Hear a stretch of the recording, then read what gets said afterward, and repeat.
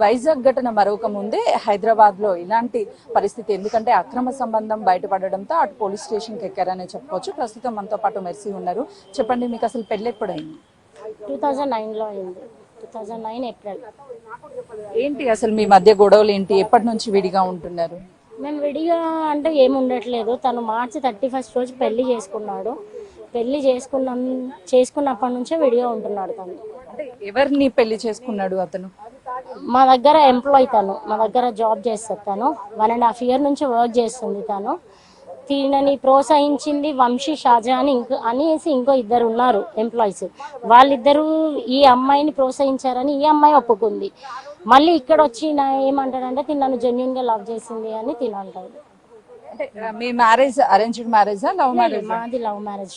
అంతకుముందు 3 years మాది love, దాని తర్వాత 15 years మ్యారేజ్, టోటల్ 18 years మాది. ముగ్గురు పిల్లలు. ఎందుకు మరి మీరు ఒకవైపు లవ్ మ్యారేజ్ చేసుకున్నారు, అదేవిధంగా ముగ్గురు పిల్లలు ఉన్నారు, ఎందుకు మీ భర్త ఇంకొక అమ్మాయితో ఉండాల్సి వచ్చిన పరిస్థితి ఎందుకు ఉంది? అంటే ఏమన్నా మీరు గొడవ పడుతున్నారా, లేకపోతే టార్చర్ చేస్తున్నారా, ఏంటి? గొడవ అనేది ఏం లేదు. నార్మల్గా ఫ్యామిలీ అంటే గొడవ పడతాం. నిజంగా మేము గొడవ పడేదే ఉంటే ఆయనకి నా నుంచి హరాస్మెంట్ అయితే అప్పుడే అయ్యేది. 15 years మేము కలిసి ఉంటాం కదా, ముగ్గురు పిల్లల్ని కన్నాం కదా. కాకపోతే ఏంటంటే తను ఈ అఫేర్ ఇది బయటపడ్డది కాబట్టి అఫేర్గా అనిపిస్తుంది. ఇంతకు ముందు కూడా ఆయనకి అఫేర్స్ ఉన్నాయని తనే చెప్పాడు. ఆల్రెడీ ముగ్గురు అమ్మాయిలతో అఫేర్ ఉంది అనేసి తిని చెప్పాడు. అంటే ఇప్పుడు మీ భర్త వర్షన్ ఏంటి అని అంటే కేవలము డబ్బుల కోసం టార్చర్ చేస్తుంది, నా దగ్గర ఉన్నటువంటి కార్లు, అదే విధంగా ఫోన్స్, బంగారం అంతా కూడా తీసుకెళ్ళింది, గతంలో కూడా బంగారం తీసుకువెళ్ళింది, గతం నుంచి కూడా ఇష్యూస్ నడుస్తున్నాయి, ఇప్పుడు నా గురించి కాదు ఇక్కడ పోలీస్ స్టేషన్కి వచ్చింది, కేవలం ఆస్తి కోసమే అంటుంది. ఏమంటారు?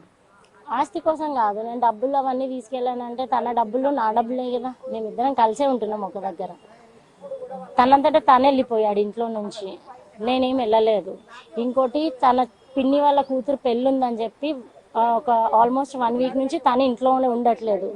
ఈ గొడవ కోసం ఇవన్నీ తీసుకెళ్ళి తను మళ్ళీ నా మీద తప్పుడు అలిగేషన్స్ వేస్తున్నాడు. మేము ఏ చోటు ఉన్నాం ఆ చోటే ఉన్నాము. ఆయనే పోలీసు వాళ్ళని పిలిచాడు, కంప్లైంట్ ఇచ్చాడు, ఎంక్వైరీ చేయించాడు, అన్నీ చేశాడు. నేను ఎందుకు కొట్టేస్తా? అంటే ఈ రోజు ఎందుకు ఐడెంటిఫై చేశారంటే 3 నెలలు అవుతుంది దాదాపు వాళ్ళు పెళ్ళయి, ఈ రోజు ఎందుకు ఇంట్లోకి వెళ్ళి వాళ్ళని రెడీ హ్యాండెడ్ గా పట్టుకున్నాము అంటున్నారు? ఆల్రెడీ పెళ్లి చేసుకున్నారు మీరే అంటున్నారు కదా. ఎట్లా అంటే ఫస్ట్ పెళ్లి చేసుకున్నారు, అయిపోయింది. ఆ రోజే చెప్పాను తప్పు చేస్తున్నావు జాగ్రత్త అని చెప్పాను, వినలేదు. మార్చి 31కి పెళ్లి చేసుకున్నారు.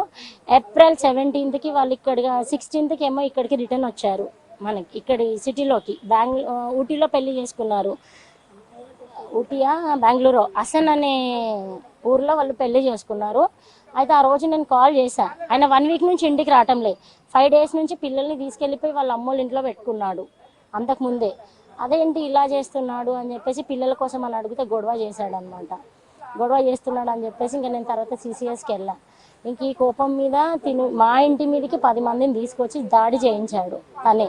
వాళ్ళ మమ్మీ అందరూ, వాళ్ళ అక్కలు బావలు అందరూ వచ్చి హరాస్మెంట్ చేశారు. సో ఇది చేసినందుకు ఆయన అమ్మాయిని తీసుకొని వెళ్ళి పెళ్లి చేసుకున్నాడు. ఇదంతా అయిపోతే అమ్మాయి ఆల్రెడీ వచ్చింది. వీళ్ళ హస్బెండ్ ఇక్కడ కంప్లైంట్ పెట్టినప్పుడు వద్దొద్దు నాకు ఈ హస్బెండ్ బతిమలాడాడు, వచ్చే అయిపోయింది ఏదో అయిపోయింది పిల్లల కోసం అని. తిని ఇక్కడ నంబర్పేట PSలో నేను రాను అని చెప్పింది. రాను అని చెప్పాక CCSలో తినొచ్చాడు నా కంప్లైంట్ కోసం వచ్చినప్పుడు అక్కడ ఏం చేశాడంటే నాకు నువ్వు కావాలి అని అన్నాడు. అరే అదేంటి మొన్న అయితే నువ్వు నన్ను అక్కడ వద్దనేసి అన్నావు కదా PSలో, అంబర్పేట PSలో, అదేంటి అంటే లేలే నాకు నువ్వు కావాలి అనేసి అన్నాడు. సో సరే నేను కావాలి అంటున్నావు కదా మరి ఎలా అంటే లేలే దీనికి మనం ఒక పరిష్కారం ఆలోచిద్దాము అన్నాడు. సరేలే అనేసి అన్నా. మళ్ళీ మేమిద్దరం మాట్లాడుకొని సార్ట్అవుట్ చేసుకొని ఈయన ఫ్రైడే ఇట్లా అనగానే ఈయన అంత తొందర నమ్మలేదు. నేను మాట్లాడలేదు, పోలీస్ స్టేషన్లో మాట్లాడిందంటే మళ్ళీ దీంతో మాట్లాడలేదు. సండే నైట్ ఊరికే కాల్ చేసినాడు. ఏంటి అంటే నన్ను ప్రాబ్లమ్స్ నుంచి బయటికి తీసుకురా ప్లీజ్ అనేసి అన్నాడు. అన్న మనిషి ట్యూస్డే రోజు అమ్మాయిని మేమే బస్సు ఎక్కిచ్చేసాము, వెళ్ళిపోయింది, అంతా అయిపోయింది. మళ్ళీ 3 daysకి అదే అమ్మాయిని డబ్బులు వేసి మరీ అమ్మాయిని పిలిపించుకున్నాడు. మళ్ళీ 1 month నుంచి అమ్మాయితో ఉంటున్నాడు. ఇప్పుడు ఎక్కడ గొడవ అయిందంటే మొన్న థర్స్డే రోజు అమ్మాయి అంతటా అమ్మాయి వెళ్ళిపోయింది. తను నాకు మెసేజెస్ చేసింది, మేడం నాకు సార్ వద్దు, మీకే వదిలేస్తున్నాను, మీరే ఉంచుకోండి అని అమ్మాయి చెప్పింది. వాయిస్ రికార్డ్ కూడా పెట్టింది. తనని నమ్మొద్దు, రానివ్వద్దు, జాగ్రత్తగా ఉండండి, మీ పైన తను ఏమంటారు చంపడానికి ప్లానింగ్ లో ఉన్నారు ఎందుకు మిమ్మల్ని. ఆమె ఆల్రెడీ మ్యారేజ్ చేసుకున్నాక అతన్ని ఎందుకు వద్దనుకుంటుంది? ఎవరిని? ఇప్పుడు ఆల్రెడీ ఆమెనే మీకు కాల్ చేసి మేడం వెళ్ళిపోండి, వచ్చేస్తాను, నేను వెళ్ళిపోతున్నాను అని చెప్పింది కదా, అలాంటిది ఎందుకు మ్యారేజ్ చేసుకుంది? మళ్ళీ ఈ రోజు రెడీ హండ్రెడ్ గా ఎందుకు పట్టుకున్నారు? సో అదే ఆ విషయానికి ఇప్పుడు అమ్మాయి థర్స్డే రోజు వెళ్ళిపోయింది. వెళ్ళిపోయిన అమ్మాయి 5 days అవుతుంది. ఈయన రాకుండా బయట తిరుగుతున్నాడు. మొన్న వచ్చి ఒక నైట్ ఉన్నాడు, మళ్ళీ నెక్స్ట్ డే మార్నింగ్ వెళ్ళిపోయాడు. అదేంటి అంటే లేలే నేను అలానే అంటే బయటికి వచ్చా, నా మనసు బాగోలేక అన్నాడు. సరే అయిపోయింది ఏదో అయిపోయింది, ఇంట్లోనే ఉండాలి కదా.